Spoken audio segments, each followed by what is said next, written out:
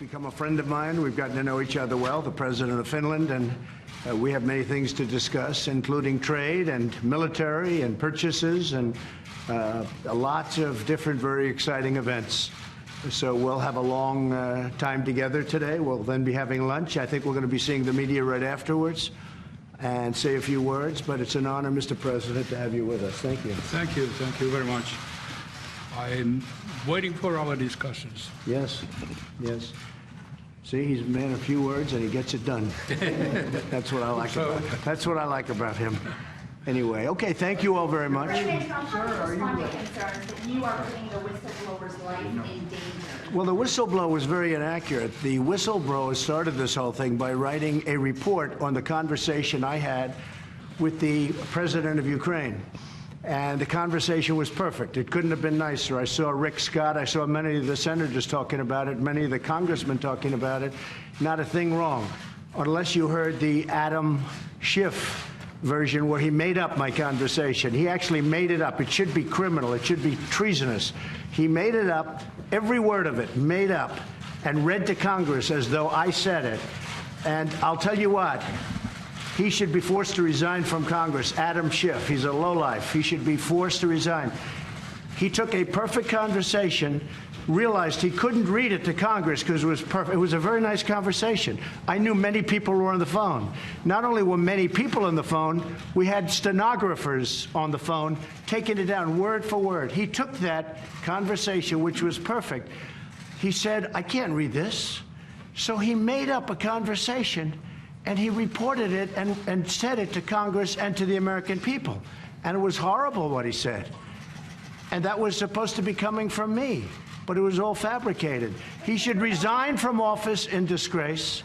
And frankly, they should look at him for treason, because he is making up the words of the President of the United States. Not only words, but the meaning. And it's a disgrace. It should not be allowed to happen. Your own DNI said the call transcript was consistent with the complaint. So should... No, he didn't say that. You have to take a look. No, he did not say that. And in fact, if you look at what he said, he found everything to be very normal. He's a good man. And Joe, and he found it to be very normal. I saw Schiff trying to go 15, call him Shifty Schiff. We don't call him Shifty Schiff for nothing. He's a shifty, dishonest guy who, by the way, was critical of one of the great Secretary of States, graduated #1 in his class at West Point, graduated one of the top in his class at Harvard Law School, the most honorable person, Mike Pompeo. And this guy was negative on Mike Pompeo. He can't, there's an expression, he couldn't carry his blank strap. I won't say it because they'll say it was so terrible to say. But that guy couldn't carry his blank strap. Do you understand that? So you're dealing with bad people. And I watched China over the last few days, and I watched some of these other countries build up, and we built up more than any of them because of me. But no help due to the Democrats. They're a disaster. They're the do-nothing Democrats. They don't do any work. All they want to do is try and win the election in 2020. So they come up with this impeachment nonsense, and everyone knows. The conversation, all based on one phone call that I had, where I'm talking to the president of Ukraine. You'll hear from our ambassadors. You'll hear from some of the folks that know all about the call, why the call was set up, and everything else. It's perfect. The call was perfect. In fact, Lindsey Graham said, I didn't know you could be so nice. There was no quid pro quo. Remember, before they said, the only reason I put that out, and I did it with the approval of Ukraine, by the way, otherwise I couldn't have done it, was because the whistleblower was so dishonest. The whistleblower said terrible things about the call, but I then found out he was second-hand and third-hand. In other words, he didn't know what was on the call. No, these are bad people. These are dishonest people. And when the American people find out what happened, it's going to be a great day. And you know what? We have to go back to building our country, because 99% of Nancy Pelosi's time is spent on this. She should worry about lowering the price of drugs, which I've done. But it's hard to do it without the help of Congress. About creating border security, which I've done. We now have hundreds of miles of wall under construction on the southern border. She should worry about infrastructure. She should worry about the USMCA. She's not doing it. I just saw part of a press conference before the president came. I'm sorry to bother you with this, Mr. President, because we have other things to talk about. But I will tell you, I just watched part. She says, oh, drug prices. Well, she's been trying to get drug prices down for, how long has she been in Congress? For years. She should focus on her own district. Do you see what's happening to her district? We call it tent city. It's terrible. In fact, we just sent a violation to the city of San Francisco.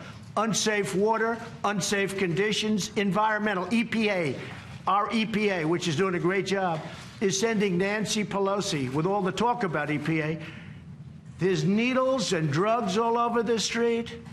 There's tents. There's people that are dying in squalor in the best location in San Francisco.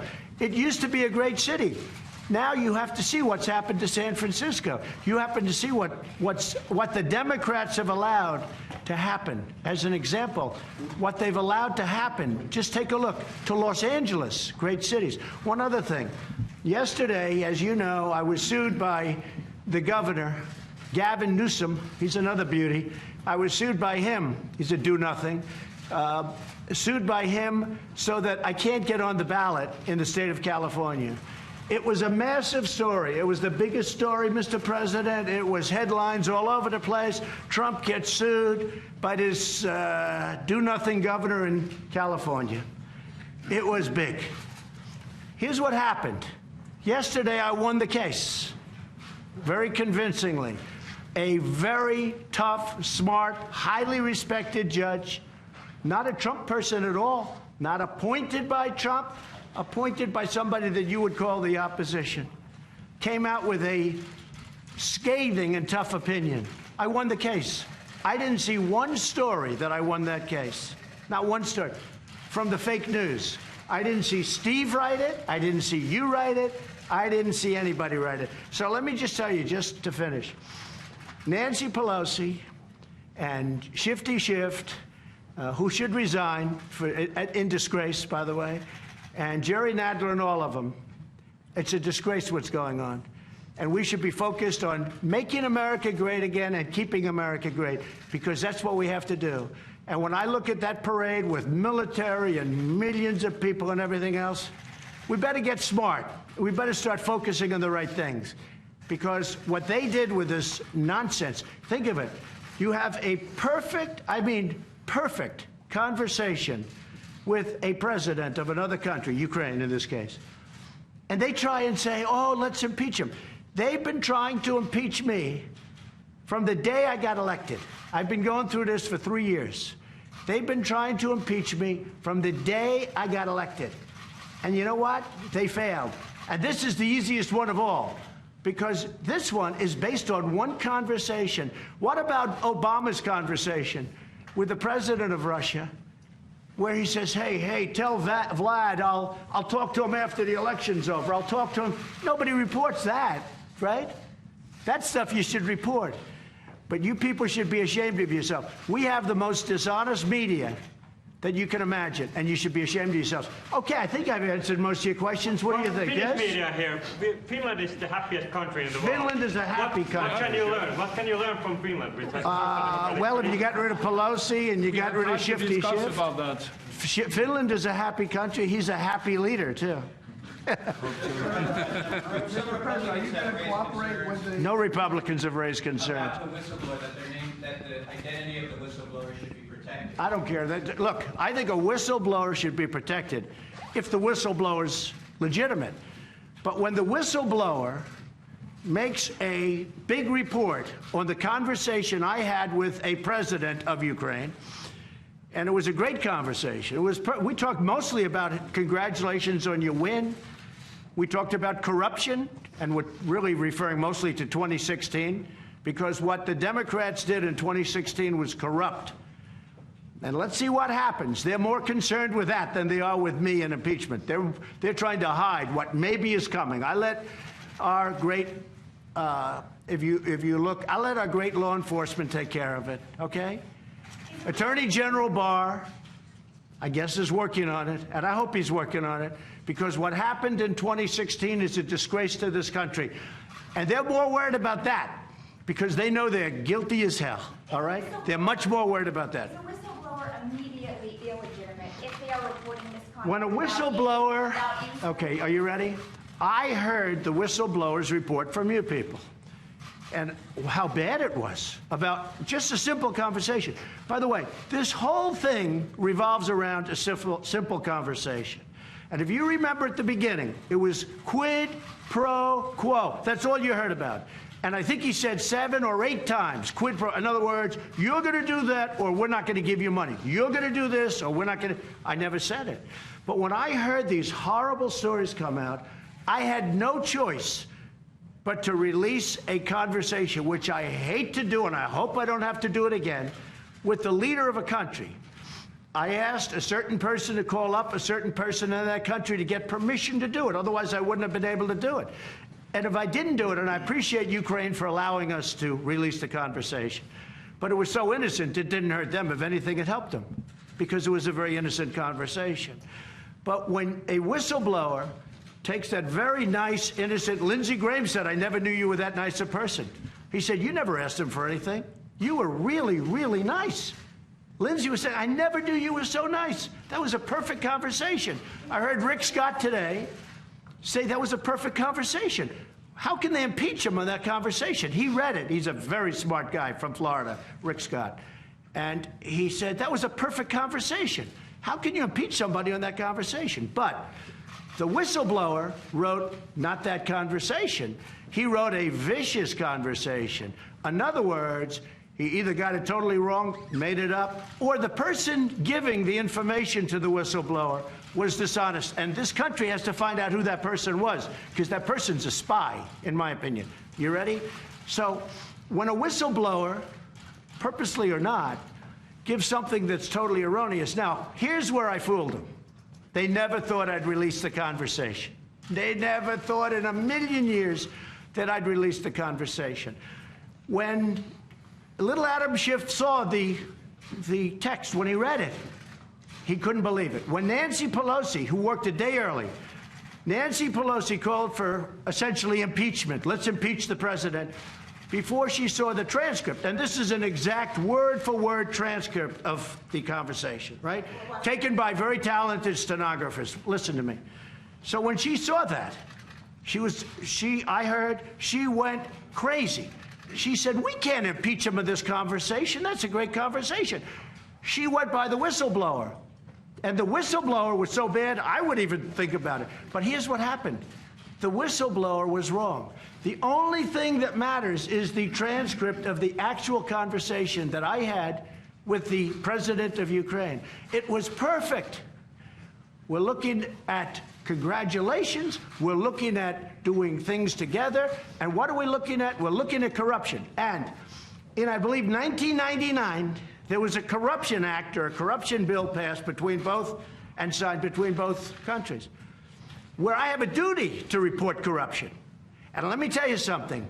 Biden's son is corrupt, and Biden is corrupt. And I'd rather run against Biden than almost any of those candidates, and I think they're all weak. But I think Biden has never been a smart guy, and he's less smart now than he ever was. Thank you very much. Thank you. Mr. President, will you release the transcript of the Thank you. call, sir? Thank you. Let me do that again. It's a fair question. So this morning and last night, my comms people came to me. Listen to this one, President. I'm glad they're interested in Finland, but what can you do? I'm interested in Finland much more. But my comms people came to me, and they said, sir, there's a book or something being written. And it's written by Washington Post people, so you know it's inaccurate. You know it's probably a fraud. So 2 reporters of the Washington, and they said, President Trump started screaming, ranting, and raving that on the southern border, where we are right now building a tremendous wall, it's unbelievable what's going on. Army Corps of Engineers, we're doing a lot. We'll soon have over 100 miles under construction completed, and we're going to end up with over 400 to 500 miles. Okay, ready? That I wanted a wall, but I wanted a moat. A moat, whatever that is. Not a word I use, but they used it. A moat. And in the moat, I wanted alligators and snakes. And I wanted the wall to be a fence, and I wanted it to be electrified.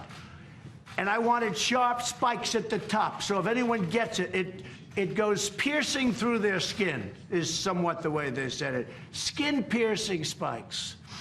But I want that whole wall to be electrocuted. And, sir, you never said that. They came to me, the comms people. They came to me yesterday, and they said, did you say this? I said, why are you asking that stupid question? Because the fake news media is saying that you said this in a book. I said, what book? And they said, Washington Post. I said, well, obviously it's fake, because almost everything the Washington Post does is fake. It's a fake newspaper. It's owned by a rich guy for the purposes of giving him power in Washington. It's really, I mean, it's a lobbyist. I call it the lobbyist Washington Post for Amazon, and he ought to be ashamed of himself, because what they do to his reputation, I think maybe it's probably no good anyway, but what they do to his reputation with the Washington Post is a disgrace. So these two reporters wrote this book, and they said, I want a moat with alligator snakes, electrified fences, so people get electrocuted if they so much as touch the fence, and spikes on top. Never said it, never thought of it, and I actually put out something on social media today. I said, I'm tough on the border, but I'm not that tough. Okay, it was a lie. Just so you have it, you asked the question. It was a total lie. It was corrupt reporting, okay? I don't even use fake anymore. I call the fake news now corrupt news, because fake isn't tough enough. And I'm the one that came up with the term. I'm very proud of it. But I think I'm going to switch it largely to corrupt news, because the media in this country, not everybody, we have some great reporters, some great journalists, but much of it is corrupt. It's corrupt. You have corrupt media in this country, and it truly is the enemy of the people. Thank you very much. Thank you.